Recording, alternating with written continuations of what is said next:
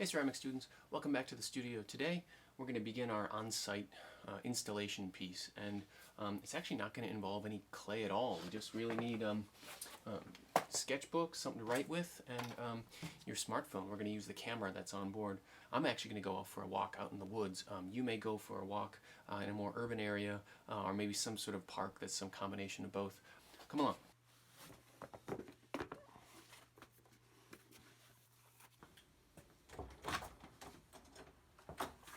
The location I'm choosing to do an on-site installation piece is a park that's really not too far from my house, and it's just really out my back door. It's a strange place. I mean, by the looks of it, it just looks wild, right? And it looks like, you know, I'm way outside the city, but traffic noise is just up the hill here, and the proximity to the city is really tight. I like the sort of strangely overlapping quality of the two realities, the traffic noise and then the birds. And there are a lot of strangely shaped trees, and areas of critters have kind of made homes, and trees that have been tipped over. And as often as I come here, I'm always sort of inspired by the sort of strangeness of it, and it's a very whimsical place for me. And so today I think I'll find a place that's maybe not so far off of this trail, a place that will likely be discovered by somebody else, to sort of capture some of that imaginative possibility and the kind of childlike whimsy of this place.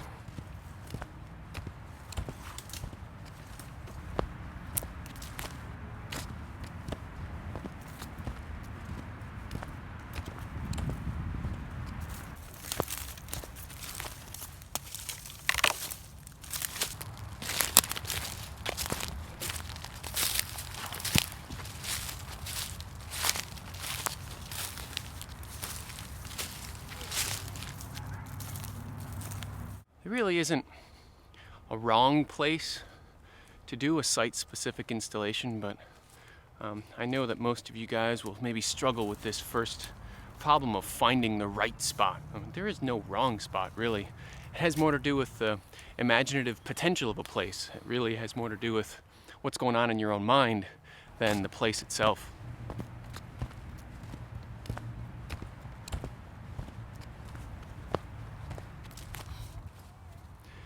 This tree had just recently fallen down because of some high winds, and it comes right over the path, and it's got this amazing split where the tree fibers have opened it right up, and it just is so strange looking. It almost looks like some sort of living creature.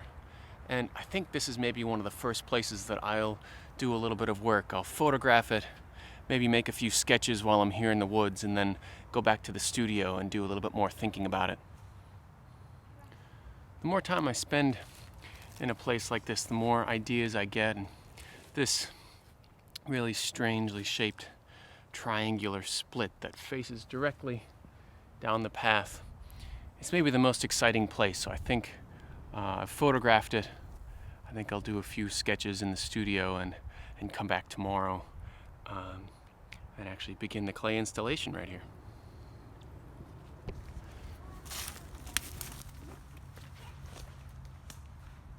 As I was getting ready to walk out of the woods, I found one more place.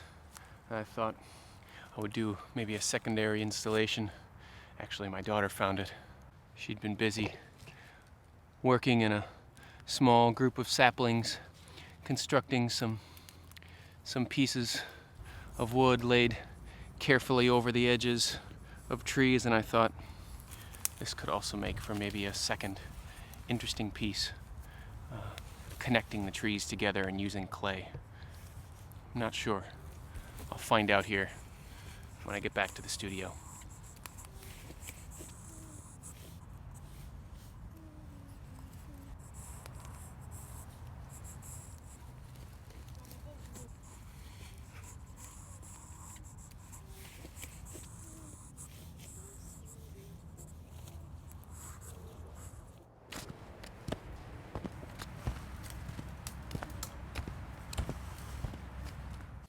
Even even just after the short walk back to my studio, my mind is already sort of swimming with ideas. I have artists like Andy Goldsworthy in my mind with some of his site-specific pieces where he's working directly with natural objects right in their place, and he works in real time and just sort of allows these temporary objects to live in a very ephemeral way. Also thinking about Charles Simmons' work with small sort of miniaturized civilizations tucked into nooks and crannies in New York City, and thinking about David Nash and his some of his work in the woods, like Ash Dome, these sort of permanent pieces fixed and left to age in place and left to weather so that they become part of the place. I think it's really good to get out some preliminary sketches shortly after I visited the site. I kept thinking sort of about this tipped over tree, right, and this split open wood fibers, and it occurred to me that, you know, this might be some great tragedy, especially for, I don't know, say people who relied on the tree, or who were, you know, maybe used the tree as their home. And so some of my sketches kind of address that idea of a felled tree or a fallen tree or a split wood fiber as being a tragedy. But it also occurred to me that there are forces and energies being released in those wood fibers that may actually be like desired by some, you know, some energies or some forces in the woods. I just started coming up with these ideas of these little characters, maybe pushing, you know, splitting the tree apart deliberately, and I don't know. They're good ideas to sort of get on paper early, so I can think some more on it. I think I'll come back to my sketchbook after maybe a day or so, and maybe, you know, one of these sketches will become realized in clay.